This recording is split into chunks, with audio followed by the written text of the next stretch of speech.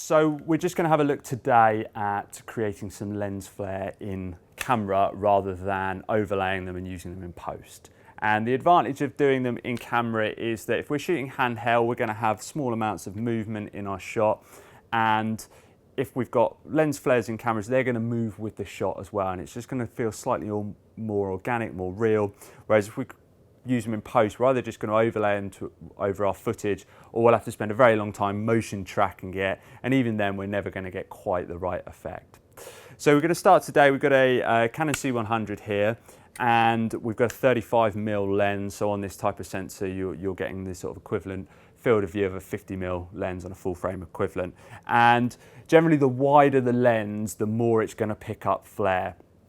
And you'll see here that the lens, we haven't got a lens hood on because a lens hood is designed to reduce flare, and actually what we're trying to do today is the opposite. We're trying to create flare or increase the flare in our shot. So we've removed the lens hood, and then what I have here is a point light. So if we have a look at this scene, and we're just going to use this sort of very mocked up artificial fake scene, but it's just to give you an idea of exactly how it works. And we've got a window, and generally with flare comes from a strong light source, generally the sun. So we want to try and create it so it looks like the flare is coming from that sort of direction. If a flare is coming from a very dark source, it's not going to look realistic, it's not going to have the same effect. So what we do is we take our light source, and here we've got a dado lamp, reasonably powerful light source, and we've set it to a reasonably wide-ish beam. We don't want too much of a spot beam, we want that light spilling out of the side of the light. And then what I'm going to do is I'm going to push my camera in and out of the light, and hopefully get that flaring on my footage. And you can see here the position of the lamp. We have the window, and I've positioned this lamp. When I frame my shot up, the lamp is going to be coming in on the left-hand side in roughly the same position as the window, and that hopefully is going to give me flare, and it's going to look like it naturally comes to the window.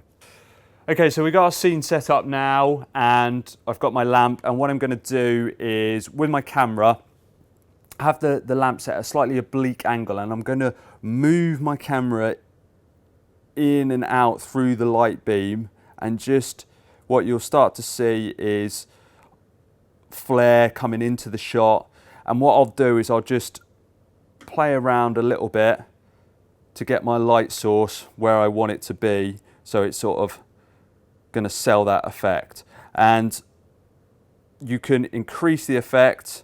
The more that the light is pointing into the lens, the greater the flare is going to be. So you can just alter the angle slightly and just sort of finesse it. And I'm finding about there is actually looking fairly kind of authentic, and it's actually like we've got a super bright sun at that window, and it's just naturally bathing the scene in kind of light, and I'm getting all sorts of flares. Whereas if I actually come out of it and stop the lens down slightly, it's just, if I come back, just a sort of blown out looking window.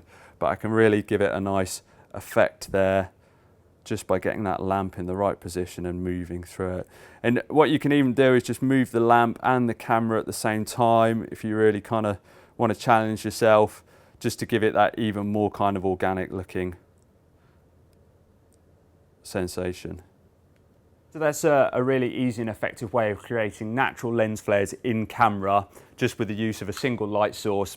And you can really use this to sort of add a nice look to your scene. So if you're going for that kind of sunny, nice feeling, light, clean sort of feeling, it can really add an extra dimension.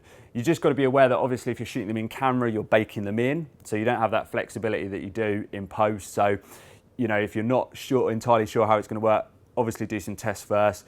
Or if you're shooting a particular thing, you can shoot one with the light, take the light out, and then just shoot it clean, and then you've always got the option to add them in post. Other key thing to take away is the type of lens that you use. Obviously, the wider the lens, you're going to find will generally flare easier, that you can have a more of an oblique angle from your light source.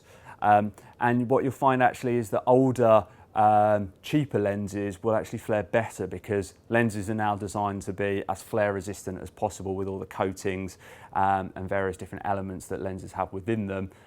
Flare is generally considered a sort of bad artifact, so the expensive lenses won't flare as easily, so you might actually be better off using a cheaper lens when you flare it. Okay, hopefully that's been useful, and thanks very much.